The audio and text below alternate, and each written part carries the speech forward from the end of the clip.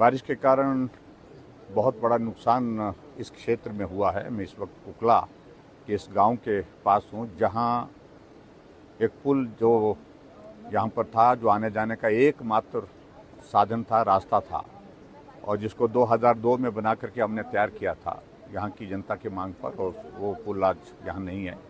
8 मकान जो हमारे सामने यहाँ इस तरफ मेरी बाईं तरफ जहाँ मैं खड़ा हूँ इस तरफ थे, उनका कोई पता सता नहीं है। वो सारे मकान बह करके चले गए हैं। सिर्फ इतना ही है कि आदमी यहाँ से सुरक्षित निकलने में सफल हुए हैं। और इसके अलावा इस तरफ जहाँ पर राइट साइड में मेरा, इस तरफ जहाँ मैं खड़ा हूँ, तो इस तरफ पे बहुत बड़ी संख्या में जो रोड, तो बिल्कुल ही रोड का तो नामो निशान नहीं रह गया, लेकिन मकान जो थे वो भी यहाँ से भी गुम हो, मतलब यहाँ से भी वो मकान सारे बह करके चले गए हैं। तो बहुत बड़ा नुकसान हुआ है।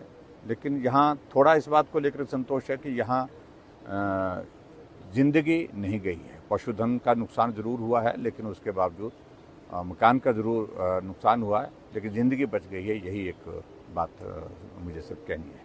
और इस सारी चीज़ के लिए अब हम आने वाले समय में इस बात को देखेंगे कि यहाँ किस प्रकार से हम रास्ता और निकाल सकते हैं, क्योंकि जो प्रेजेंट सिचुएशन में जो सड़क का जो जहाँ से हमारा बना हुआ था, यहाँ से आने जाने का रास्ता, वो अब पूरी तरह से नष्ट हो गया है। नए सिरे से विचार करना होगा, और इस क्षेत्र के इलाके के लोगों के लिए बहुत बड़ा नुकसान है। जहाँ मेरे पीछे यहाँ पर 16 मेगावाट का एक प्रोजेक्ट था, हमारा पटिकरी प्रोजेक्ट, और इस पुल का उद्घाटन और उस प्रोजेक्ट का उद्घाटन हमने एक साथ ही एक दिन ही किया था। यहाँ पर आकर के धूमल जी आए थे, मुख्यमंत्री। आज वो भी नहीं है, और वहाँ का आने जाने का रास्ता पूरा समाप्त है। और जो जानकारी मेरे को आज मिल रही है यहाँ आने के बाद कि उस प्रोजेक्ट में भी लोग अंदर थे, कितनी संख्या में थे ये अभी तक असर्टेन करना मुश्किल है, अनुमान लगाना मुश्किल, लेकिन उसके बावजूद भी जो जानकारी मिली है सारी चीज़ की वो मैं साझा कर रहा हूँ। पंचायतें उनकी कनेक्टिविटी, रोड कनेक्टिविटी जैसे यहाँ है, तो लोगों की ये मांग है कि जो रोपवे एक माध्यम साधन है वो, मैंने इस बात के लिए आज भी चीफ मिनिस्टर से बात की है, डिप्टी कमिश्नर से भी बात की है, रात को भी की है, सुबह भी बात की मैंने सीएम साहब से। एकमात्र रास्ता यहाँ इस इलाके के लिए हमारे पास कनेक्टिविटी का वो रह गया, वो सिर्फ रोपवे है। और रोपवे के लिए जो हमारे इस तरफ के जो जितनी भी पंचायतें हैं जहाँ लोग जो है वो और रास्ता कोई रह नहीं गया जिनके पास, उनके लिए हमने कहा है कि कंसेशनल रेट पर कम से कम उन लोगों को आने जाने की सुविधा दें, राशन यहाँ से पहुँचाने के लिए सुविधा दें।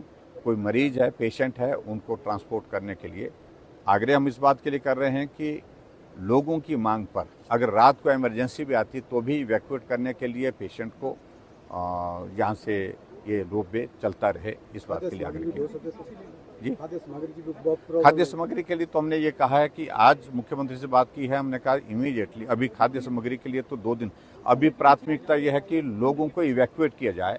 और ख़ास तौर से अगर उसके बाद जो सिचुएशन आई, क्योंकि मैं देख रहा हूँ कि जिस तरह के डैमेजेस रोड के हुए हैं, ये डैमेजेस ऐसे हैं कि कई महीने इसमें लगेंगे, तो निश्चित रूप से हमको लोगों को राशन देने का भी इंतज़ाम हेलीकॉप्टर से करना पड़ेगा।